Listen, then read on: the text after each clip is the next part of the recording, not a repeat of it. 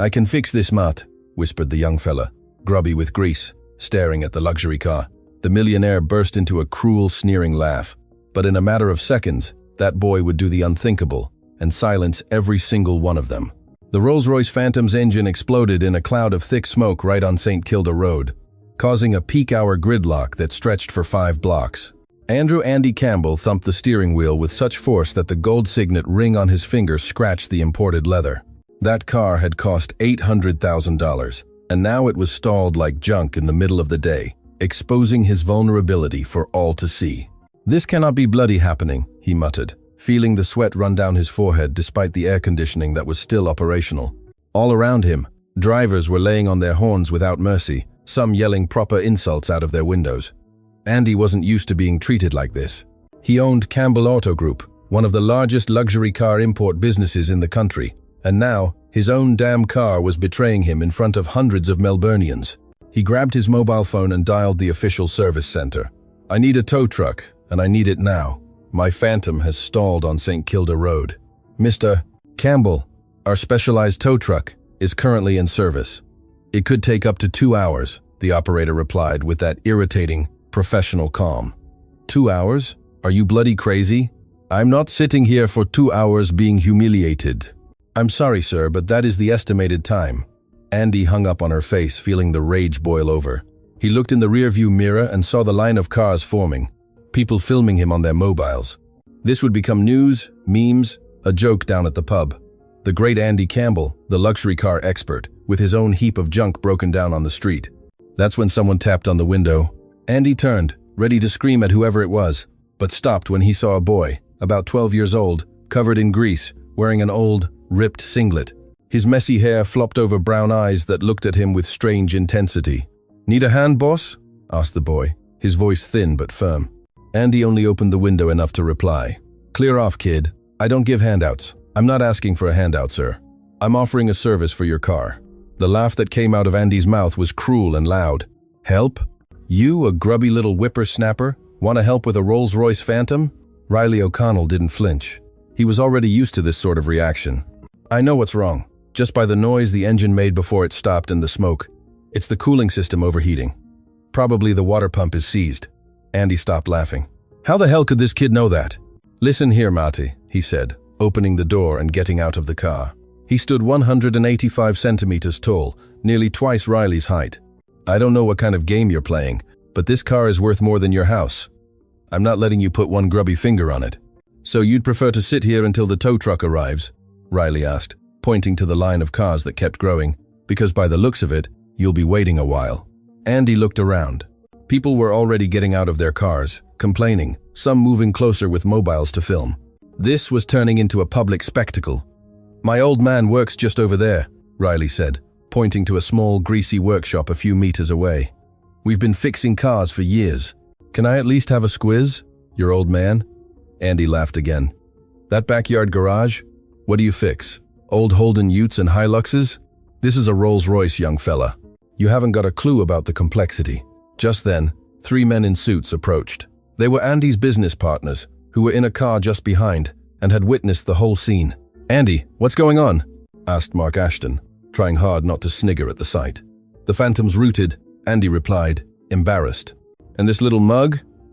asked another partner, looking Riley up and down with obvious contempt. "He reckons he can fix it," Andy said. And the 3 of them burst into uproarious laughter. "Oh, I have to see this. Fair dinkum," Mark said, pulling out his mobile to record. "The kid from the 5th-rate servo is going to fix the Rolls-Royce of the luxury car expert." "Have your jokes, fellas," Riley said, his voice still calm, but with a touch of challenge. "But if I fix it, how much will you pay me?" Andy looked at the boy with a mix of surprise and amusement. "Are you having a go at me? I'm offering a service. Every service has a price, mate." "All right," Andy said, crossing his arms. "If you, a 12-year-old kid, manage to get this. Babe. Ling ling ling. Si. Avel. R. W. Awistipali. R. K. Ajam. Ari. MM. K. It's. I did. N. G. Amand. Ifen. Imela now. Edi. I frey. And dia. I stymos. In the siag. L.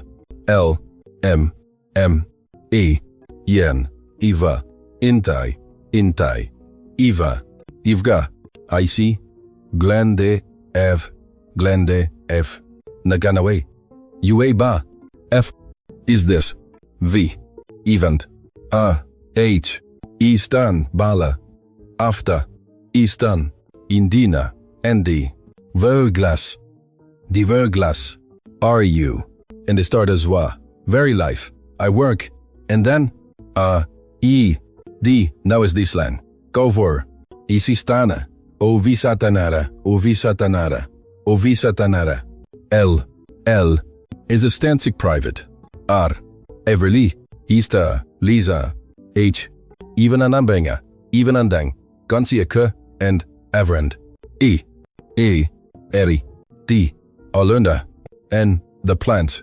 Visastanala, Isastanala, Ardra, if using L, in 5 low, Internus, Wenswait, Lefli Dout, Agel, H, Ia family, Ivalamaga, De, Ifansa, Ivisiscrib, on Bali de Sisa, V, where's a Lifla, ala Musificod, Nd, He, Ada, Adam, R, and Phalam, E, Manme, Vale, Ad, 800,000 car work again, I, Le Payu $500. The partners lauche devin hada. 500? Andy? Have you lost the plot? Relax. He won't manage it, but it'll be a laugh watching him try. Riley showed no emotion. Sibe. W. H. A. Maisti. And D.A. If one, and these were, and the D.S. D.S. is wena. Excellent is wena. Excellent is wena. Are excellent is wena. Yeli. En. Yaxin. Lisandar. They voorfland is ader. They voorfland is ader. They organ fersilation. R. L. If one. C. H. Yushin parali. Gabiantarko. K. Avis darkshin biso. Ivna if king. Dendov.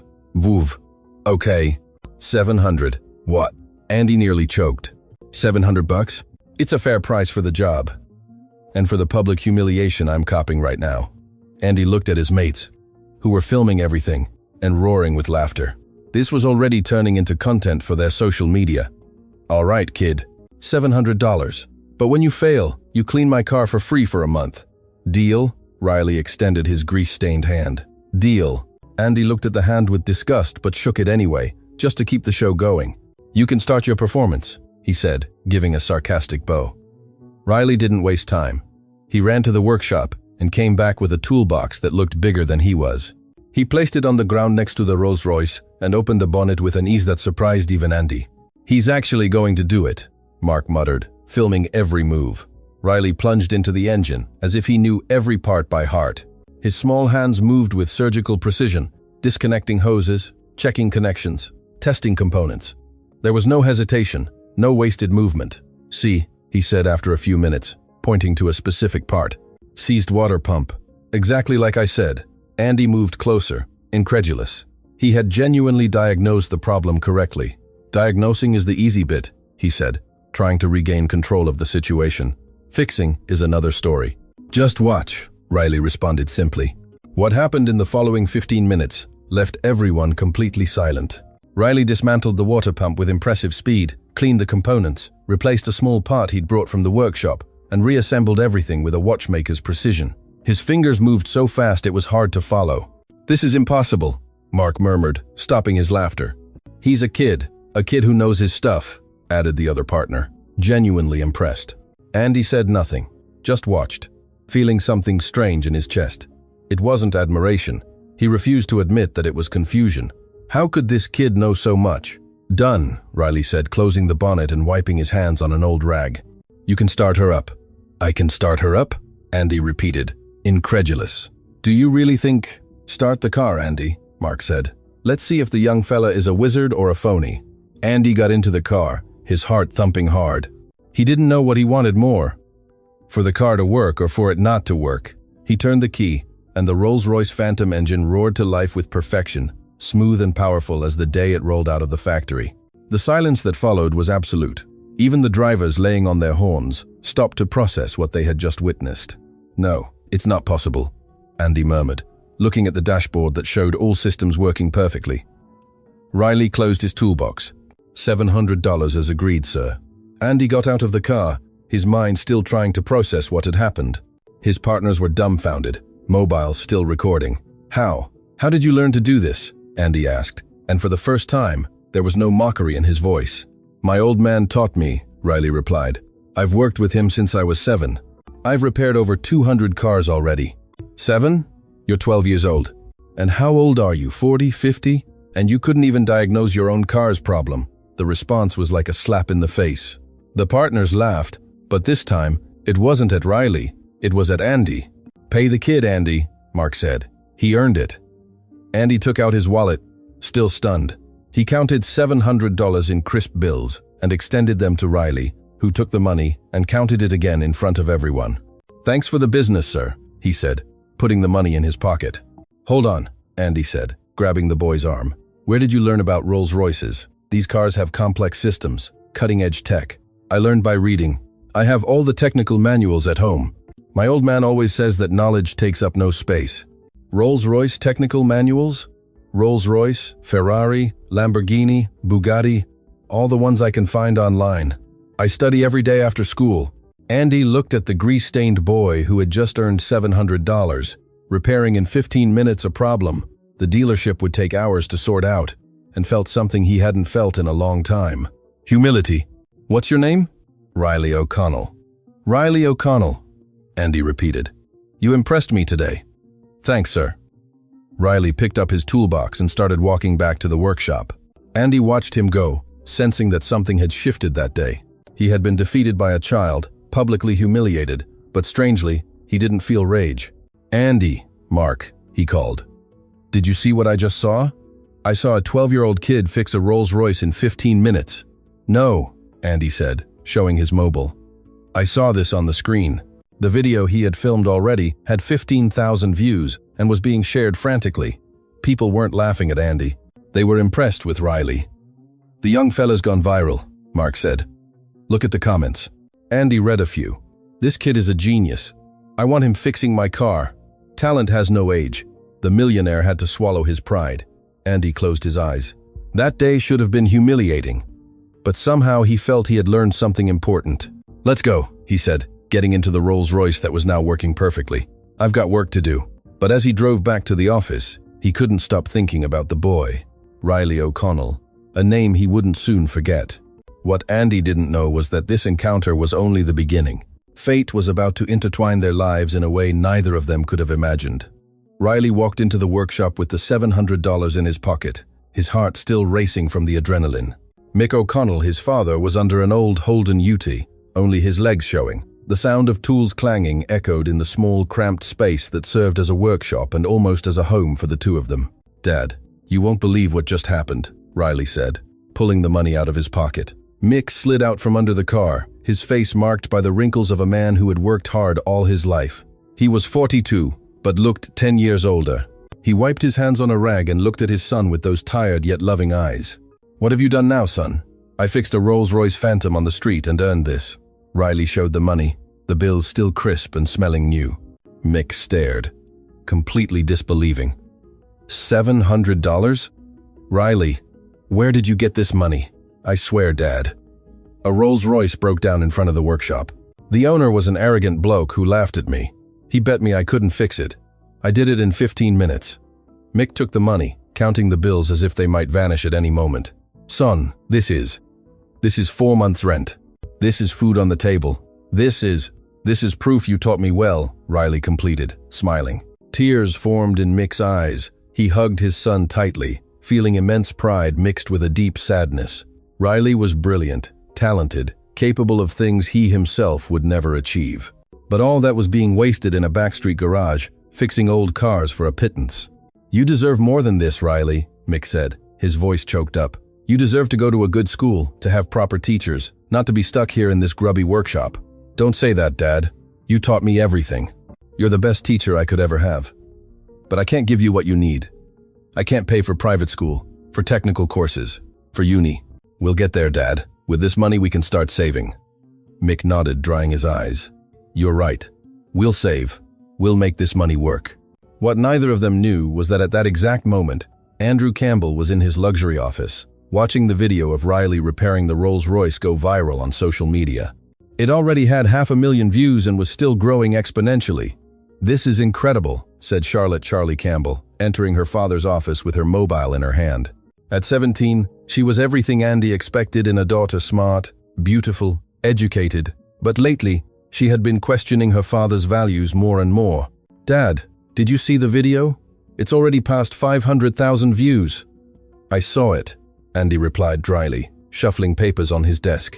And, you don't find it incredible? A 12-year-old kid fixing a Rolls-Royce? I think he got lucky. He probably saw that problem before on another car. Luck, Dad? He diagnosed the problem just by listening to the noise. That's pure talent. Andy sighed. He didn't like to admit it, but his daughter was right. That kid had something special, something he himself lacked despite all his millions. What do you want me to do, Charlie? Give him a trophy? I want you to recognize talent when you see it. That kid could be working for you, learning more, growing. He's a 12-year-old kid. There are labor laws, Charlie. I can't just hire a child. But you can help. You could pay for a course, a better school. And why would I do that? Charlie looked at her father with disappointment. Because you have the power to change his life. Because you have enough money not to even notice the difference. Because it would be the right thing to do. Andy fell silent. His daughter had the irritating gift of always hitting the right nerve. I'll think about it, he finally said. Don't think too long. Opportunities like that don't wait. Charlie left the office, leaving Andy alone with his thoughts. He watched the video again, paying attention to every detail. The way Riley moved, the confidence in his gestures, the surgical precision that wasn't luck. It was years of practice, study, and dedication. And then, he saw something he hadn't noticed before. In the background of the video, for a few seconds, the workshop where Riley had grabbed his tools appeared. It was a tiny place with old equipment, peeling paint on the walls. But above the door was a sign. O'Connell & Son, General Mechanics. O'Connell & Son, Andy murmured. So the father really is a mechanic. He picked up his mobile and called his personal assistant. Leonard, I need you to investigate a mechanic's workshop for me. O'Connell & Son. It's on a side street near where my car broke down today. Investigate, sir. What do you want to know? Everything. How long have they been operating? Financial status. Owner's history. I want a full report by tomorrow morning. Yes, sir. Andy hung up and looked at the video again. It had nearly 1 million views now. People were sharing, commenting, making reaction videos. Riley O'Connell had become a minor internet celebrity in a matter of hours. That night, in the humble house Mick and Riley shared in a distant suburb, father and son were having egg and rice for dinner when Riley's mobile began to ring non-stop. What's going on? Mick asked, worried. Riley picked up the mobile, and his eyes widened. Dad, the video from today has 1 million views. 1 million? How? People are sharing it. Look at the comments. Mick read a few, incredulous. This kid is more competent than most certified mechanics. Someone hire this young fella before another country snags him. Australia wasting talent as usual. I want to take my car just for him to fix it. Son, this is serious. People are noticing you. But that's good. It might bring more customers to the workshop. Mick was about to answer when there was a knock on the door. It was late, past 10 p.m. He went to open it cautiously and found an elegant woman in her 40s with a microphone in her hand and a cameraman behind her. Good evening. I'm Patricia, Pat Miller from Channel 7 News. We're looking for Riley O'Connell, the boy who fixed the Rolls-Royce today. Mick froze. Channel 7? How did you find out where we live? The video is viral, sir. We did a little digging and found the workshop address. The neighbors pointed us to your house. Could we do a quick interview with Riley? I don't know. He's a minor. It's all right, Dad. Riley appeared from behind his father. I want to talk. The reporter smiled. That's great. It can be right here at the door. It will be quick. They turned on the cameras, and Pat began. I'm here with Riley O'Connell, the 12-year-old boy who went viral today by fixing a Rolls-Royce Phantom right on St. Kilda Road. Riley, how did you learn to do this? Riley looked at the camera naturally. My old man taught me since I was little. He's the best mechanic there is. Mick felt his eyes well up with tears again. And how did you know what to do on such a complex car? I study, I read technical manuals, I watch videos, I practice every day. Every car is a machine. and every machine has logic. You just have to understand how the parts work together. Do you plan to pursue a career in this field? Yes. I want to study mechanical engineering, open my own company one day, but first, I need to help my old man grow the workshop we have. And what would you say to the people watching? Riley thought for a moment. That talent has nothing to do with money or expensive school. It has to do with dedication. My dad taught me that. He never had much, but he always had wisdom. The interview lasted barely 5 minutes, but when it aired on the late-night news, it caused an even greater impact. People didn't just admire Riley's skill, they connected with his story of rising above his circumstances. Andy watched the interview at home, alone in his enormous living room. He listened to every word Riley said. He saw the way the boy spoke about his father with love and respect. He felt something strange in his chest, a mix of admiration and envy. His own son, Jamie, had died 5 years ago in a car accident. He was the same age as Riley at the time. Since then, Andy had thrown himself into work, accumulating wealth but losing the ability to feel. Charlie was all he had left, but he knew he was losing her too with his arrogance and coldness. "Dad, did you see the interview?" Charlie walked into the living room. "I saw it. And what? Don't you feel like helping? Doing something?" Andy remained silent for a long moment. "What do you want me to do, Charlie?" "I don't know, but you have resources, contacts, power. That kid has talent. Together, you could." "Could what?" "I don't need a business partner, much less a 12-year-old kid. It's not about you needing him. It's about him needing you. And why should that be my problem?" Charlie looked at her father sadly. "Because before you became this cold, calculating person, you were a good man. Remember when Jamie was alive? You used to say you wanted to leave a legacy, to make a difference in people's lives." The name of his dead son hit Andy like a punch. "Don't talk about Jamie. If anyone should be talking, do you think he'd be proud of what you've become? A man who has everything but shares nothing." "Get out of here, Charlie. You don't need to hear this. That kid is the same age Jamie was when he died. He has talent. He has dreams. He has a future. You can help him achieve that future." "I told you to get out!" Andy yelled, getting up from the couch. Charlie backed away, tears in her eyes. "You're impossible," she said before running out. Andy was left alone again, trembling with rage and pain. He hated when Charlie brought up that topic. He hated remembering the son he had lost. He hated feeling anything. But that night, when he finally went to sleep, he dreamt of Jamie. In the dream, his son was alive, smiling, playing with toy cars. And next to him was Riley, teaching Jamie how to repair the little machines. "Dad," Jamie said in the dream, "Riley is my mate. You're gonna help him, aren't you?" Andy woke up sweating, his heart racing. 3 a.m. He picked up his mobile and reread the report Leonard had sent about the O'Connell and Son workshop, founded 15 years ago. Owner, Michael Mick O'Connell, 42, widower. Wife passed away 3 years ago from health complications. One son, Riley O'Connell, 12. Financial situation, precarious. Debts to suppliers, 3 months behind on rent, obsolete equipment. Average monthly turnover, $3,500 AUD. Neighborhood reputation, excellent. Known for honesty and good work, $3,500 a month. Andy spent more than that on a single meal at expensive restaurants, and this man was raising a genius on that ridiculous amount. He picked up his mobile and typed a message to Leonard. "I want to schedule a meeting with Mick O'Connell tomorrow at my office. Preferred time, midday." He hesitated before sending. What exactly did he want? Why was he doing this? He couldn't answer those questions, but he pressed send anyway. Leonard replied immediately. "Yes, sir. And Leonard, sir, be polite when inviting. It's not an order. It's an invitation." "Understood, sir." Andy turned off his mobile and stared at the ceiling. He felt like he was about to make a decision that would change everything. He didn't know if it was good or bad, but for the first time in 5 years, he felt like he was doing something right. The next morning, Mick received a call from an unknown number. "Hello, Mr. Mick O'Connell, good morning. My name is Leonard Davies and I'm Mr. Andrew Campbell's assistant." Mick nearly dropped the phone. "Andrew Campbell? The Rolls-Royce owner?" "Exactly. Mr. Campbell would like to invite you to a meeting today at midday in our office.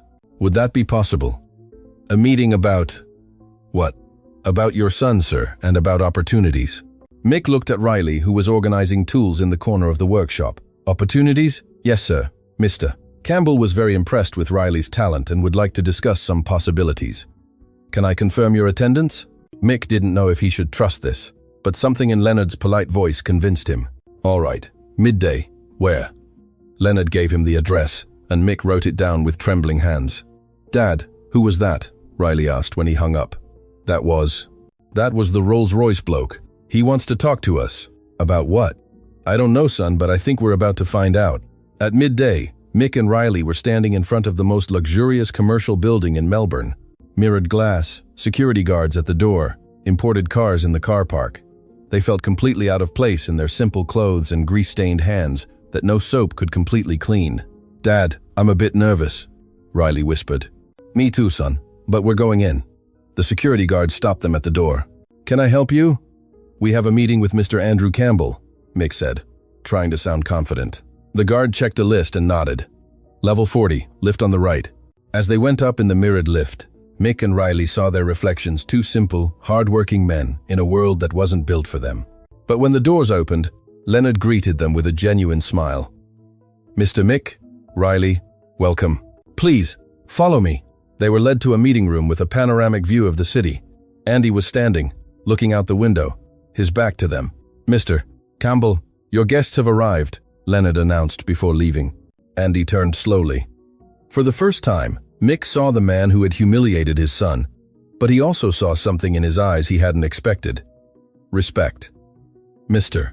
Mick, Riley, thank you for coming, Andy said, gesturing to the chairs. Please, sit down. We have a lot to talk about. And as they sat down, none of them imagined that this conversation would change their lives forever. The meeting room seemed even larger, with the heavy silence that settled after Andy's invitation to sit. Mick pulled out a chair for Riley and then sat next to his son, his sweaty hands resting on his knees. They had never been in such a luxurious place. The solid wood table shone under the indirect light. The paintings on the walls probably cost more than the entire workshop, and the panoramic view of Melbourne through the floor-to-ceiling windows was stunning. Andy remained standing for a few seconds, studying the two of them. Father and son were wearing the same simple clothes as the day before, clean, but worn by time and work. Both their hands had grease stains that no soap could completely remove, permanent marks of those who work with their own hands. They were the absolute opposite of everything that office represented. Would you like water, coffee, juice? Andy offered, trying to break the ice. Water is fine, thanks, Mick replied, his voice coming out lower than intended. Andy poured 3 glasses of water from a crystal carafe and finally sat down opposite them. Riley observed every move with those attentive eyes that missed no detail, the same attention he applied to studying engines and machines. Mr. Mick, Riley, Andy began, folding his hands on the table. I called you here because I need to say a few things.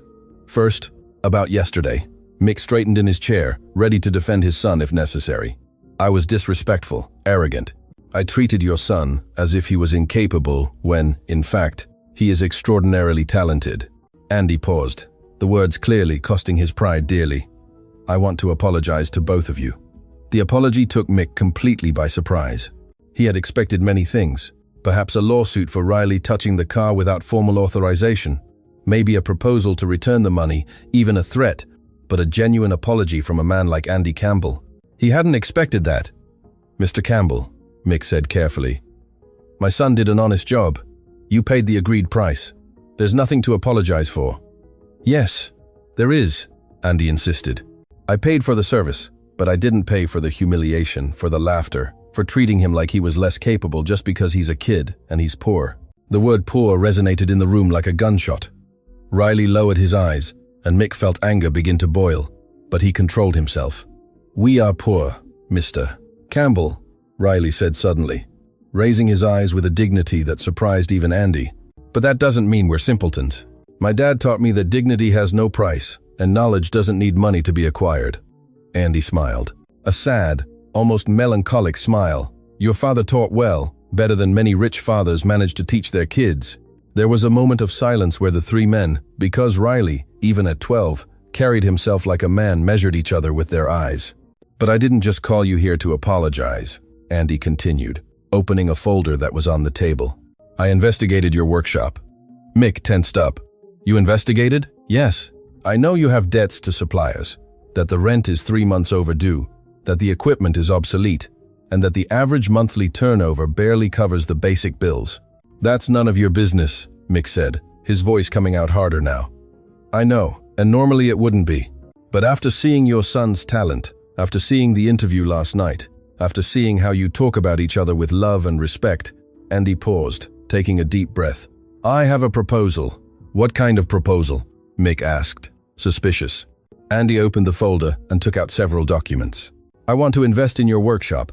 I want to modernize it, equip it with cutting-edge tools, create a specialized training center for luxury cars. Mick's jaw dropped. Invest? Why? Because Australia is full of wasted talent. People like Riley, who could be changing the world, but are trapped in circumstances that don't allow for growth. I have the money, you have the talent. Together, we could create something extraordinary. And what's in it for you? Mick asked, still suspicious.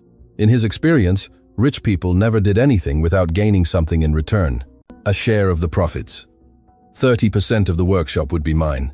You keep 70% and full control of operations. I just invest the money and bring in high-level clients. Riley looked at his father, trying to read his expression. Mick was processing the information, clearly divided between the opportunity and the distrust. How much investment are we talking about? Mick asked. $500,000 AUD to start, Andy replied calmly. Mick nearly fell off his chair. Ubay, ling ling ling, W, Angora, Hisas, M, Degzong, Uspings, Abison, Are, Isa, Lisa, Enne, Ender, M, Oliva, N, Iswain, Aviama, Meine, Iswain, Aviama, Istra, Idar, H well, N, H, everyone, Imas, Lise, Code, Indes, Ize, Ag, Maso, Ingmiso, Ada, there, that was verses with a B. I, and I's, E, Ampenda, Amgada, Ine Isant, N, Inait, et, N, hate, Ifising, from dollars, Ifising, you as I want, review dode, and the last. Ifuselenstalalas, Ien, I mean the start a leaf. In turn, Ifasinkraula, are 169, even 5. Dave, Elesatuma, Nawanagoma, L, E4 hours, F, Inasuso, Difo, Inasuso, Difo, C, O, Mizala, Ofre, Mizala, M, B, Ise, Ni, Visa, even, Mila, Ensa, Opa, De Lunas, or Nakanipusa. 500,000 was more money than he had seen in his entire life combined. 500, null, he stammered. Start. Modern equipment, a complete refurbishment of the space, specialized training for you and Riley, marketing, official certifications. I want to transform O'Connell and Son into the benchmark for luxury vehicle maintenance in Melbourne. But, Mr. Campbell, Riley intervened. Why would you do this?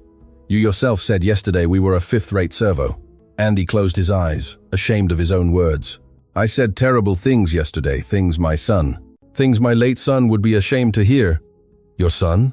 Mick asked softly. Jamie died 5 years ago in a car accident. He was 12, the same age as Riley. The room fell into absolute silence. Mick felt his heart clench. He knew what it was like to lose a loved one. He had lost his wife 3 years ago. I'm so sorry, Mick said sincerely.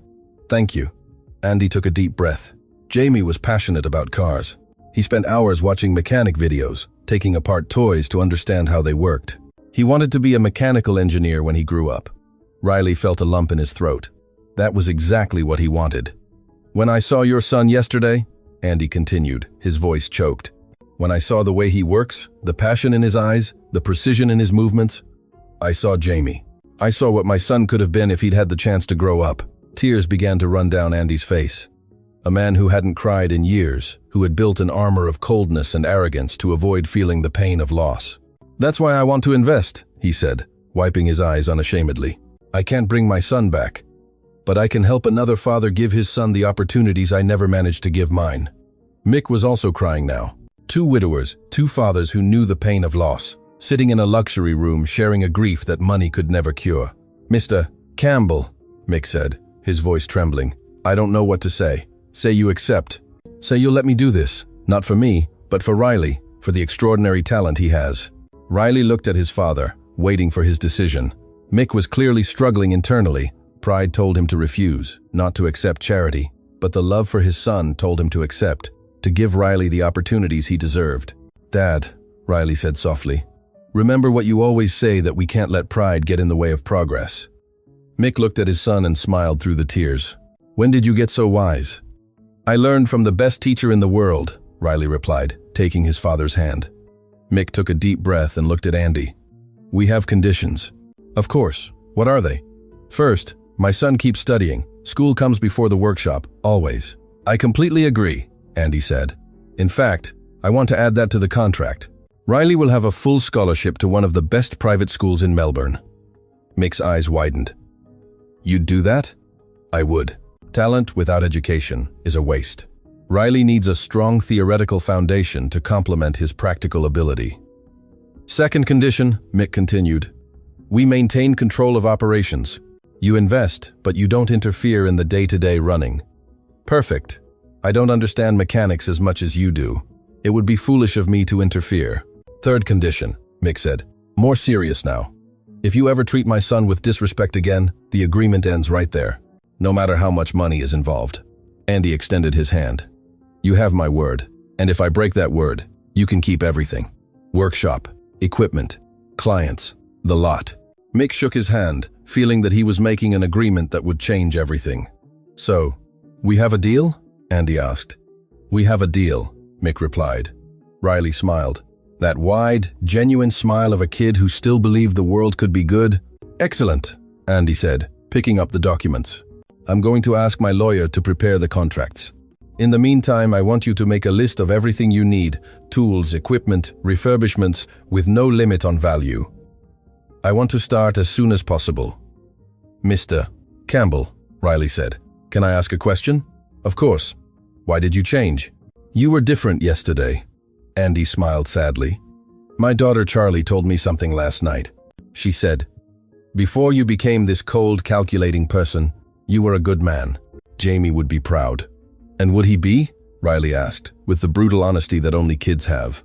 "Of the man I was yesterday, no. But of the man I'm trying to be today, I hope so." Just then, the door opened, and Charlie walked in without knocking. At 17, she had her father's determination, but with a heart that hadn't yet been hardened by life. "Dad, I heard you were here, and, oh," she stopped when she saw Mick and Riley. "Sorry, I didn't know you were still in a meeting."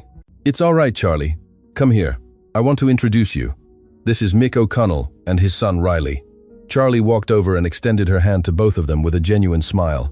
"It's a pleasure to meet you both in person. I'm your biggest fan, Riley.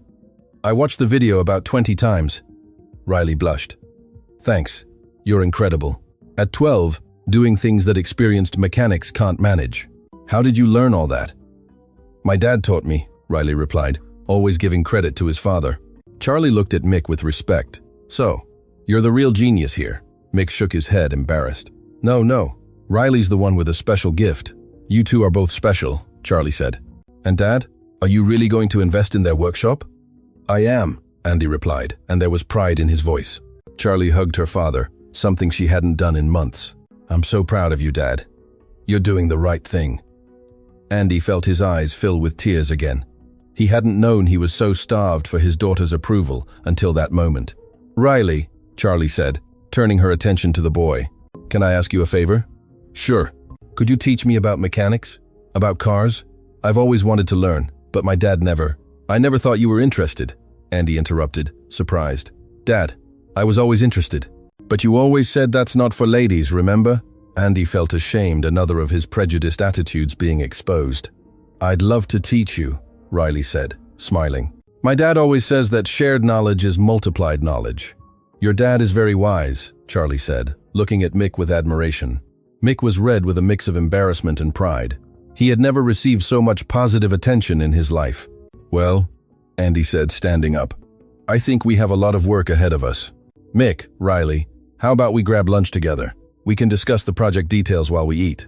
"Mr. Campbell, we're not," We're not dressed appropriately for a fancy restaurant, Mick said, looking at his own clothes. Then we'll eat somewhere casual. I know an excellent place that serves honest home-style grub. No pretentiousness. Dad going to eat at a humble home-style cafe. I have to photograph that, Charlie joked. They left the office together, the millionaire, his daughter, the mechanic, and the child prodigy. In the eyes of the employees who watched them pass, they were just 4 people. But for each of them, it was the beginning of something that would completely change their lives. The Saturday morning began with Charlotte Campbell arriving at the O'Connell & Son workshop at 7:30 sharp, wearing old jeans and a simple t-shirt that was probably the cheapest outfit she owned. Her hair was tied back in a ponytail, and she had a backpack on her back. Mick and Riley were already working. Their routine started at 6 a.m., every day without exception. "Good morning," she called from the doorway, a little shy seeing the workshop interior for the first time. Riley emerged from beneath an old Toyota Hilux, wiping his hands on a rag. "Charlie, you actually came?" "Of course I came. I promised, didn't I?" Mick also approached, wiping his hands. "Morning, Charlie. Does your dad know you're here?" "Yeah, actually he sent this." She pulled a thermal bag from her backpack. "Breakfast. He said you've probably been working since early this morning without eating properly." Mick opened the bag and found fresh pastries, ham, cheese, natural orange juice, and fruit. It was more food than he and Riley ate in a whole week. This is really kind of him," he said, moved by the gesture. "My dad's trying," Charlie explained. "He hasn't stopped talking about you two since last night, about the plans for the workshop. I haven't seen him this excited in years."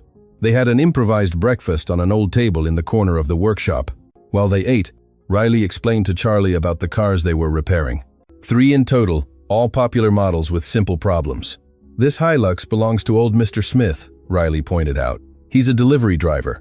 The car had a problem with the starter motor. The part cost $300 new.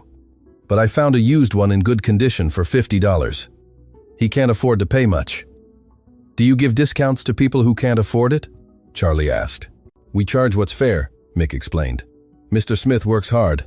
I'm not going to charge him the same as I'd charge someone who has more." "But then you lose money." "We can always earn more money," Mick said simply. "Dignity and a clear conscience are priceless." Charlie looked at these 2 men, father and son, who had so little but gave so much, and felt ashamed of the way she had always lived, surrounded by luxury but empty of purpose. "Can I help?" she asked. "Sure." Riley perked up. "Come on, I'll teach you the basics." They spent the whole morning working together. Riley was patient, explaining every tool, every component, every procedure. Charlie learned quickly and wasn't afraid to get her hands dirty, literally. In 2 hours, she was covered in grease and sweat, but smiling more than she had smiled in months. "This is incredible," she said after helping Riley change the oil on a car. "It's so real. It's not theory in books, it's hands-on. That's why I love it," Riley said. "Every car is a different problem, a new challenge. It's like solving puzzles, but puzzles that actually help real people." Mick watched the 2 young people working and smiled. Riley had always been a bit of a loner. Schoolmates found him weird because he preferred studying engines to playing video games. But here he was, animated, teaching, making a friend. Around midday, a black Mercedes-Benz pulled up in front of the workshop. It was a recent model, impeccable, completely outside the standard of cars that usually turned up there. A man in his 50s, wearing an expensive suit and an arrogant posture, stepped out of the car. It was Mark Ashton, one of Andy's partners, who had witnessed the Rolls-Royce scene. "Excuse me," he said, walking into the workshop as if he were stepping on garbage. "I'm looking for this so-called child prodigy." Riley stood up, recognizing the man immediately. "That's me, sir." Mark looked Riley up and down with poorly concealed contempt. "So it really is you, the young fella who went viral fixing Andy's car?" "Yes, sir. Can I help you with something?" "Can you?" "My Mercedes has a strange noise in the engine. I've taken it to 3 specialist workshops, and no one can identify the problem." "And you came here?" Mick asked, surprised. "I came to test if the young fella is genuinely good, or if it was just a fluke with the Rolls-Royce." The way he said fluke made it clear he was there to challenge, not genuinely ask for help. "I can take a look," Riley said calmly. "How much do you charge?" "Depends on the problem, but first I need to diagnose it." Mark tossed the car keys to Riley with disdain. "Let's see what you can do." Riley took the keys and walked over to the Mercedes. He started the engine and listened carefully. His head tilted slightly, his eyes closed. After a minute, he turned it off and opened the bonnet. How long to figure it out? Mark asked, ostentatiously looking at his watch. I've already found it, Riley replied. The problem is with the alternator belt tensioner. It's loose, which is why the belt is vibrating and making the noise. It's not serious yet, but if you don't fix it, it's going to damage the belt and could cause major damage. Mark fell silent, clearly surprised. How do you know that? By the sound. The belt's vibration has a specific frequency. I learned to identify it by listening. And can you fix it? I can, but not here. I need specific equipment to adjust the tensioner with the correct precision. If I do it wrong, it could make it worse. So, you can't fix it, Mark said with a victorious smile, as if he had proven Riley was a fraud. I didn't say that. I said I can't fix it here with the equipment we currently have. But I can recommend a Mercedes specialist workshop that has the right tools. Or you can wait a few weeks until our renovations are done. Renovations? What renovations? It was Mick who replied. We're going into partnership with Andrew Campbell. He's investing in the modernization of the workshop. Mark's expression changed completely. Andy is investing here? It's $500,000 AUD to start. Mark was visibly disturbed by the information. Andy didn't tell me anything about this. Maybe because it's none of your business, Charlie said, walking out from the back of the workshop with a frown. She had recognized Mark immediately. He frequently had dinner at her house and always looked at her with an invasive gaze that made her uncomfortable. Charlie! Mark's eyes widened. What are you doing here? And in that state? She looked at her own grease-stained hands and smiled with pride. I'm learning mechanics. Got a problem with that? Does your father know you're here? He knows and approves, unlike you who apparently came here to perform a quality test as if you owned the truth. Mark turned red with rage. Charlie, this is not the place for you. Come on, I'll take you home. No, thank you. I'm perfectly fine here. Charlie, I insist, and I refuse. Now, if you no longer require Riley's services, please remove your car. There are other customers waiting. It was a lie. There was no one waiting. But Charlie had learned to use her father's authoritative tone when necessary. Mark looked at everyone there, the child prodigy, the mechanic father, and his partner's daughter, completely comfortable in this humble setting. And he felt something he hadn't expected to feel. Envy. Envy of the simplicity, the authenticity, the genuine connection these people had. How much do I owe you for the consultation? He asked Riley, taking out his wallet. You don't owe me anything. Diagnosing is not a service, it's a courtesy. Courtesy? Mark repeated, incredulous. Yes, sir. You only pay me if I actually fix something. Mark took out $200 and placed it on the counter. Then, this is for your honesty. Seems like that's in short supply in the world. Riley took the money, but didn't feel happy about it. It seemed more like an insult disguised as a compliment. Mark left the workshop, got into the Mercedes, and drove away without looking back. As soon as the car disappeared, Charlie erupted. What a horrible man. He's always like that, arrogant, thinking he's better than everyone. You know him well? Mick asked. Unfortunately, he's been my dad's partner for 10 years. He's always been sneaky, always tried to take advantage of everything. I don't trust him one bit. Then why is your dad his partner? Riley asked. Because Mark is good at making money, but that doesn't make him a good person. Mick put the $200 in the till. Well, at least he paid. Money is money, no matter who it comes from. Dad's right, Riley agreed. We can't choose our customers based on their personality. They went back to work, but Mark's visit had left a bitter taste in the air. Charlie especially was worried. She knew Mark well enough to know he didn't do anything without an ulterior motive. Late in the afternoon, when Charlie was getting ready to leave, Andy arrived at the workshop. He was driving himself, which was rare for him, and he had a worried expression. Dad, what are you doing here? Charlie asked. I need to talk to Mick privately. Mick looked at Riley and Charlie. Can you two take off for a bit? Go grab an ice cream, whatever. Riley was about to protest, but Charlie grabbed his arm. Come on, my treat. Let them talk. When they were alone, Andy got straight to the point. Mark was here today. He was. How do you know? He called me. He said he's worried about my investment in a backyard garage with no proper structure. Mick felt the anger rise. Backyard garage? He came here to test Riley, and my son diagnosed his Mercedes problem in a minute. I know. I'm not questioning your competence. I'm warning you that Mark is going to try to sabotage our partnership. Sabotage? Why? Because Mark doesn't like it when I do anything without consulting him first, and because he's jealous of anything good that happens to other people. What can he do? Andy sighed. He has influence. He knows people in the automotive sector, in regulatory bodies, at suppliers. If he wants to make it difficult for you to get certifications, parts, permits, he can do it. Mick sat down, feeling the weight of reality. So, you're saying our partnership is threatened before it even starts? No. I'm saying it's going to be tougher than we imagined, but not impossible. Andy, look around. I have debts, old equipment, customers who can barely pay. If your partner decides to destroy me, he'll do it easily. Not if I don't let him, Andy said with determination. Mark is my partner, but that doesn't mean he calls the shots over me.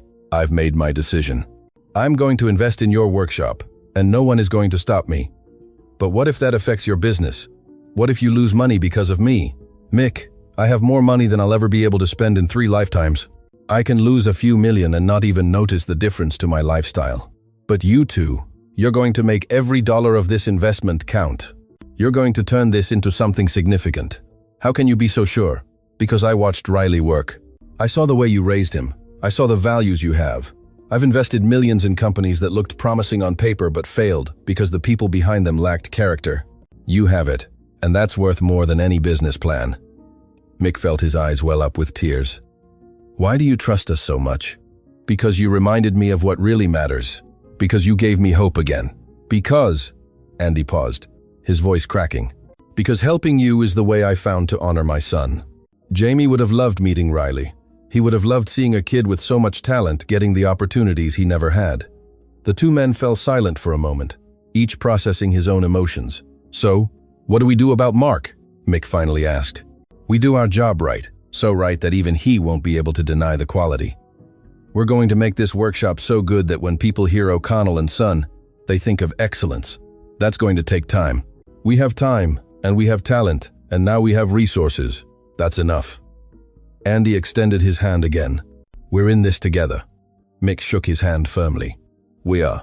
When Riley and Charlie returned from getting ice cream, they found the two men smiling and discussing plans for the refurbishment. All sorted? Charlie asked. All sorted, Andy confirmed. By the way, I brought something for you.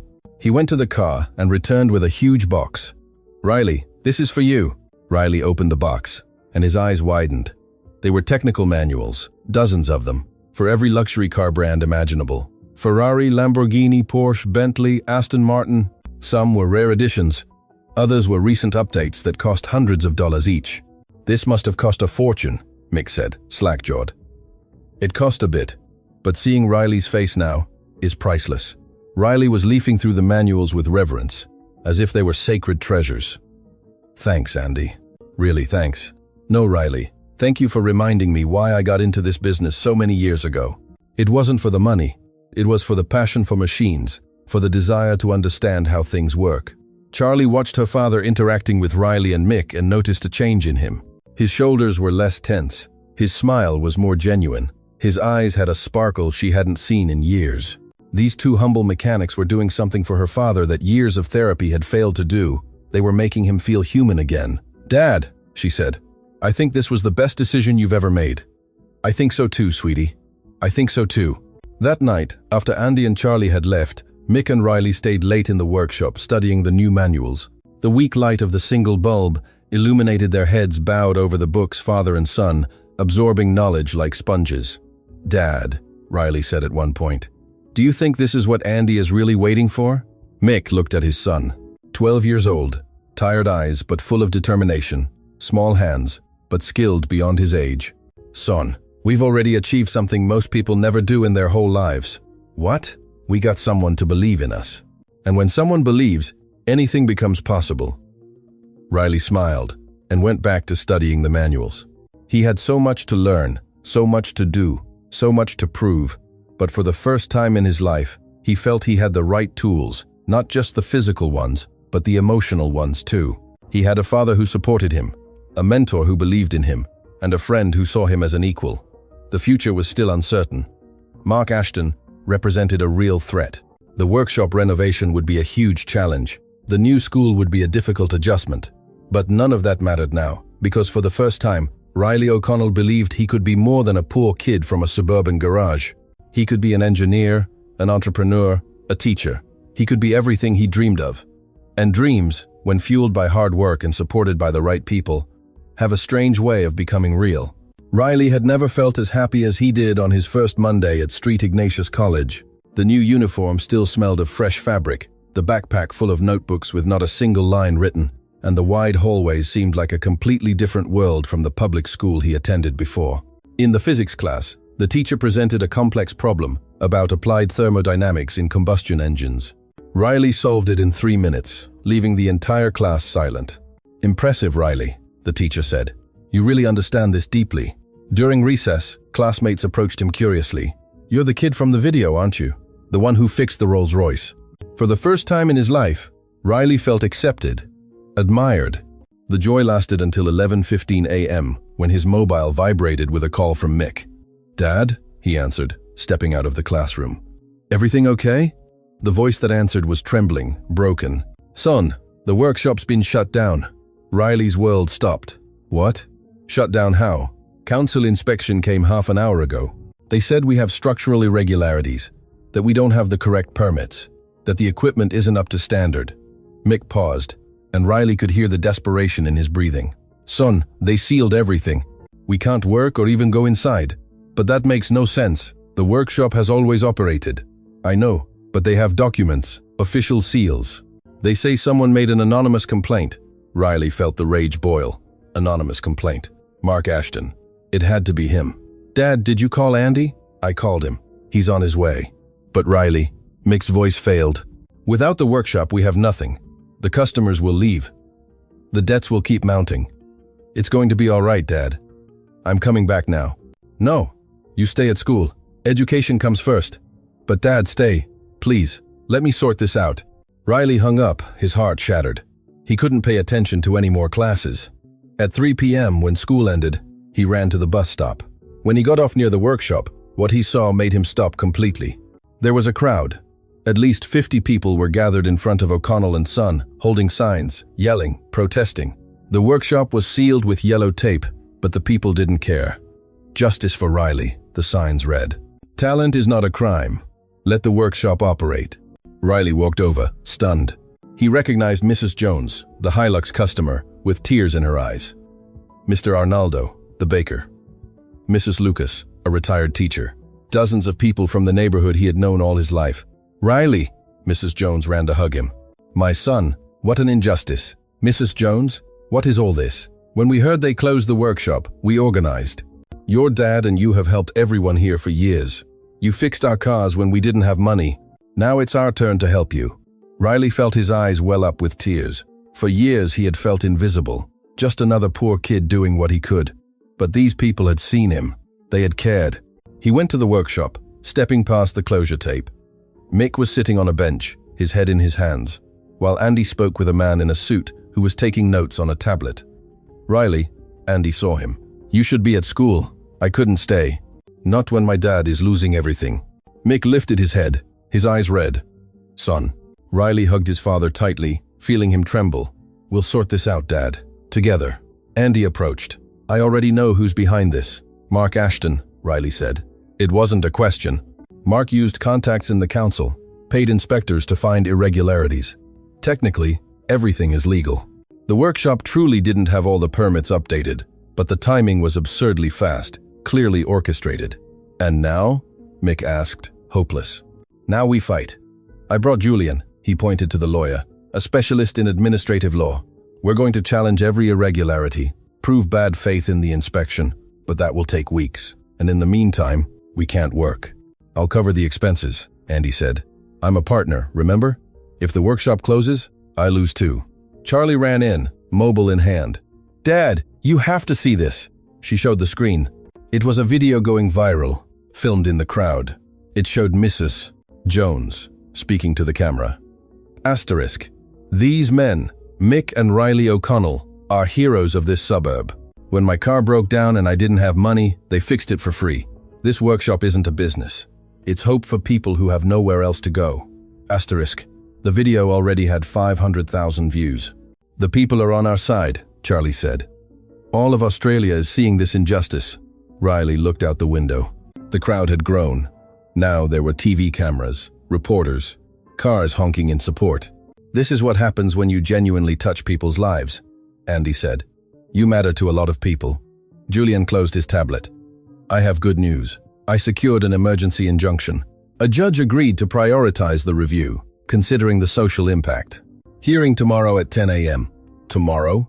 Mick's eyes widened. When there's public interest, justice can be fast. And with this commotion, he pointed outside. No judge is going to want to be the villain. The door burst open abruptly. Mark Ashton walked in with 2 security guards. Andy, we need to talk. We have nothing to talk about anymore. Yes, we do.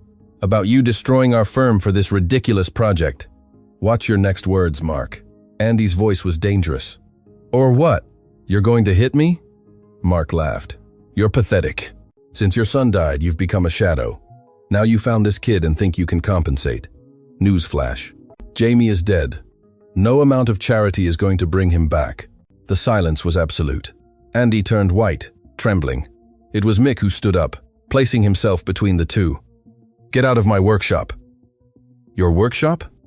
Mark scoffed. This sealed-up dump? I said, get out. Mark invaded Mick's space. You, a failed mechanic who can barely. He didn't finish. Riley, 12 years old, 1.5 meters tall, stepped in front of his father, facing Mark. You don't talk to my dad like that. The bravery caught Mark by surprise. Get out of the way, kid. No, my dad is worth more than you'll ever be worth.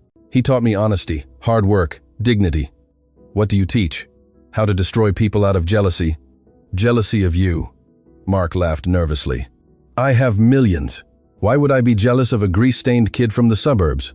Because I have something money can't buy, Riley replied firmly. People who genuinely love me. A dad who would give his life for me. Mates who came to defend our workshop. What do you have? Paid guards and a rotten reputation. The crowd outside erupted in applause. Mark turned red. You'll regret this. No, he won't regret it, Andy finally spoke, stepping next to Riley. Because tomorrow, I'm going to present evidence that you bribed inspectors. I have recordings, transfers, witnesses. You're going to lose everything. Mark paled. You don't have proof of anything. Andy played an audio on his mobile. Mark's voice. I need you to create difficulties for O'Connell and Son. How much to find serious irregularities? The blood drained from Mark's face. Where did you get that? An inspector you tried to bribe grew a conscience. He recorded everything. So you're going to leave now, sign papers, withdrawing your objections, and sell your share of the firm. In return, I won't hand this over to the federal police. You can't do that. Yes, I can, because if you don't, you'll be arrested for corruption tomorrow.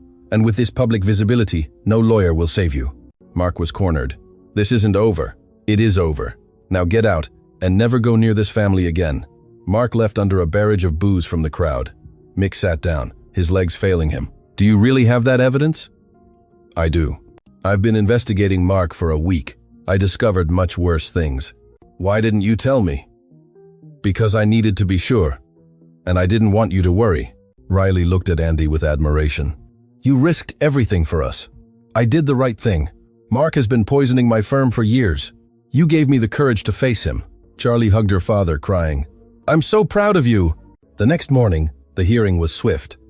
With the recordings, the judge suspended the closure and ordered an investigation against the inspectors.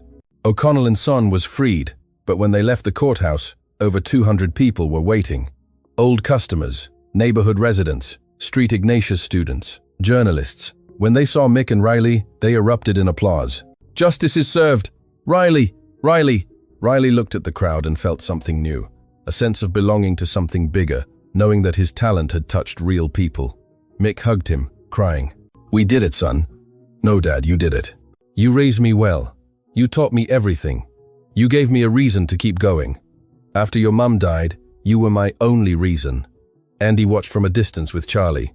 He reminds me so much of Jamie. But Riley isn't Jamie, Dad. He's someone new you're helping, and that's beautiful in its own way. I wasted 5 years locked in grief. I thought honoring Jamie meant never moving on. And now I know that honoring Jamie means doing exactly this. Helping talented kids. It's what my son would have wanted. 3 months later, O'Connell and Son was unrecognizable. The small space had been expanded, taking over 2 neighboring shops. State-of-the-art equipment, hydraulic lifts, diagnostic computers, everything a mechanic could dream of. The new sign read, O'Connell and Son Automotive Excellence Center in partnership with Campbell Auto Group, where talent finds opportunity. The inauguration brought together hundreds of people. Riley, in his new uniform, gave the presentation. This workshop has always been more than just a job. It's where I learned that knowledge transforms lives, where my dad taught me that honesty is worth more than profit, where I discovered that talent doesn't need money, it just needs an opportunity. Applause rang out. Today, we open not only a renovated workshop, but a training center. We're going to offer free courses for young people in the neighborhood, scholarships for the best. We're going to prove that opportunity changes destinies. Mick approached the microphone shyly. I'm not good with words, but I want to thank the person who changed our lives. Andrew Campbell could have kept laughing at my son, but he chose to look beyond prejudice. He chose to believe. Thank you, my friend. Andy stepped up, emotional. I'm the one who should be thanking you. You saved me from myself. You reminded me why life is worth living. He looked up at the sky. Jamie, wherever you are, I hope you're proud. At the end of the day, when the crowd dispersed, Andy, Charlie, Mick, and Riley sat in the new office. Glass walls, air conditioning, modern computers. I can't believe this is real, Riley said. It's real because you earned it, Andy replied. Every piece of equipment here you conquered with talent. Charlie returned with a box. Riley, my dad asked me to hold on to this for you. Riley opened it and found old, but immaculate, tools. They belonged to Jamie, Andy explained, his voice thick. He got them when he turned 10. I kept them after we lost him, but I think he'd want you to have them. Riley held a small spanner. Mr. Campbell, I can't. Yes, you can, because you're going to use them to do what Jamie dreamed of. Repair the world. One machine at a time. Riley hugged the tools to his chest. I'll take care of them, I promise. They're yours now. And Jamie is happy knowing his legacy continues. They stayed there for hours, talking about dreams and future plans. Riley, Andy said, where do you see yourself in 10 years? I want to have graduated with a degree in mechanical engineering, expanded this center to other cities. I want no talented kid to be left behind due to lack of opportunity. And you will achieve it, I'm sure. Mick stood up, extending his hand. To the real partners. Andy shook it. To the real friends. Riley and Charlie joined in, 4 hands together. To the talents that transform lives, Charlie said. To second chances, Riley completed. Outside, the sun was setting over Melbourne. In that small corner, in a workshop saved from destruction, 4 people had proven that kindness trumps cruelty, talent overcomes prejudice, and love can change the world. Riley looked at Jamie's tools and made a silent promise. He was going to honor that gift by being the best version of himself possible, not just for himself, but for everyone who believed. Because in the end, the grubby kid, ridiculed one random morning, had proven the most important lesson. Talent doesn't need wealth to shine. It just needs an opportunity. And when that opportunity meets hard work, humility, and a pure heart, there is no force capable of preventing success. The following months were a complete transformation. The workshop became a benchmark not only in the suburb, but across the entire city. Customers with luxury cars lined up to be served by Riley and Mick, but they never abandoned the old customers. Mr. Smith still brought his taxi, Mrs. Jones, her Hilux, and everyone received the same dignified treatment. Charlie became an integral part of the team.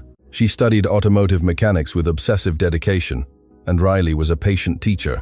In the evenings, after her high school classes, she would arrive at the workshop and work until closing time. The relationship between them had evolved from friendship to something deeper. They were like siblings, united by a shared love for machines and mutual respect. You know what the best thing about this is? Charlie told him one day, as they cleaned up together after a long day. It's not just learning mechanics, it's discovering that I can be more than just a rich businessman's daughter. I can be someone useful. You were always useful, Riley replied. You just needed to find your purpose, and you helped me find mine again, just like you helped Dad find his. Andy had completely changed. The coldness that had defined him since Jamie's death had disappeared. He spent less time in the Campbell Auto Group office and more time at the workshop, not because he needed to supervise, but because he genuinely enjoyed being there. He had rediscovered the passion that had first led him into the automotive world. One afternoon, while watching Riley work on a Ferrari, Andy felt a familiar presence. It was as if Jamie were there, smiling, proud to see that his father had finally found peace. Are you okay, Dad? Charlie approached, noticing the tears in Andy's eyes. I'm better than okay, sweetie. For the first time in 5 years, I feel whole. The first anniversary of the partnership was marked with a special ceremony. Riley had finished his first year at St. Ignatius College with the best grades in his cohort. At 13, he had already given several talks on automotive mechanics at public schools, inspiring hundreds of young people to pursue their dreams regardless of their circumstances. Ladies and gentlemen, Andy announced in front of an audience of over 300 people in the event hall they had rented. 1 year ago, I met a boy who taught me that a person's true worth is not in their bank account, but in their character. Riley O'Connell didn't just save my car that day, he saved me. The crowd applauded as Riley walked onto the stage, still shy about all the attention. Today, Andy continued, I want to announce the expansion of our project. O'Connell & Son will open 3 new training centers in different suburbs across the city. Each one will offer free automotive mechanics courses for underprivileged youth. Because if there's one Riley in this suburb, there are hundreds more across the city waiting for their opportunity. The ovation was deafening. Mick cried in the front row, unable to believe how his life had changed. From an indebted mechanic on the verge of losing everything, he was now the co-owner of a prosperous and respected firm. But more than the money or the success, what he valued most was seeing his son happy, fulfilled, with a brilliant future ahead. That night, after the celebration, the 4 of them, Andy, Charlie, Mick, and Riley, went up to the roof of the renovated workshop building. Melbourne stretched out before them, millions of lights twinkling in the darkness. Remember the day we met? Andy asked. How could we forget? Riley laughed. You thought I was a phony.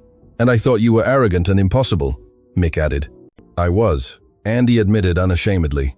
But you showed me a mirror I didn't want to see. You showed me that I had become someone Jamie wouldn't recognize. Dad, Charlie said, taking his hand. Jamie would be proud of the man you are now. I'm proud. Andy hugged his daughter, then extended his arms to include Mick and Riley. The 4 stood there, embracing, looking at the city that had witnessed their transformation. You know what I learned this year? Mick said. That family doesn't always come from blood. Sometimes it comes from circumstance, from destiny, from the willingness of 2 strangers to see past their differences. We're not strangers anymore, Andy said. We're family, and families support each other, care for each other, and grow together. Riley looked at the city lights and thought of all the kids out there, in all the poor suburbs, who had talent but no opportunity. He thought about how a single moment, a broken-down car, a risky bet, an outstretched hand, had changed not only his life, but the lives of so many people. I'm going to dedicate my life to this, he said with conviction, to finding those kids who have talent but no voice, to giving them what you gave me. You won't do it alone, Charlie said. I'm with you. We're with you, Andy corrected. This is just the beginning. The years passed. Riley graduated from St. Ignatius with honors. He received a full scholarship to study mechanical engineering at Monash University. At 22, he received the award for the country's best mechanical engineering student. On the stage, with the award in his hands, he thanked my dad, Mick, who taught me everything, Andrew Campbell, who gave me opportunity, and Jamie, who, though he's not here, inspired me never to give up. O'Connell & Son had 12 centers across Melbourne. Each one offered free courses. They employed local youth, maintaining the philosophy. Profit is important, but dignity is priceless. Mick managed the company alongside Andy. They were more than partners, they were brothers. Charlie had become a mechanical engineer, working at Campbell Auto Group, but spending weekends at the workshop, teaching for free. And Riley became exactly what everyone believed he would be. Not just a brilliant mechanic, but an exceptional human being who used his talent to lift others up, because that cruel bet had transformed into the most beautiful story of redemption Australia had ever seen. And every time someone asked Riley what his best repair was, he replied, it wasn't the Rolls-Royce. It was repairing the heart of a man who had forgotten how to love, and in return, he repaired my entire life. In the original workshop, now converted into a museum and training center, a plaque hung on the wall. This is where it all began. Where a boy proved that talent knows no bounds, where a man found redemption, where a family was born from the most improbable of circumstances. May this place always remember, a single opportunity can change the world. And every day, hundreds of young people passed through that door, looked at that plaque, and dared to dream. Because if Riley O'Connell could do it, they could too. And that, in the end, was the true repair not of cars, but of hopes, not of engines, but of lives, not of machines, but of destinies.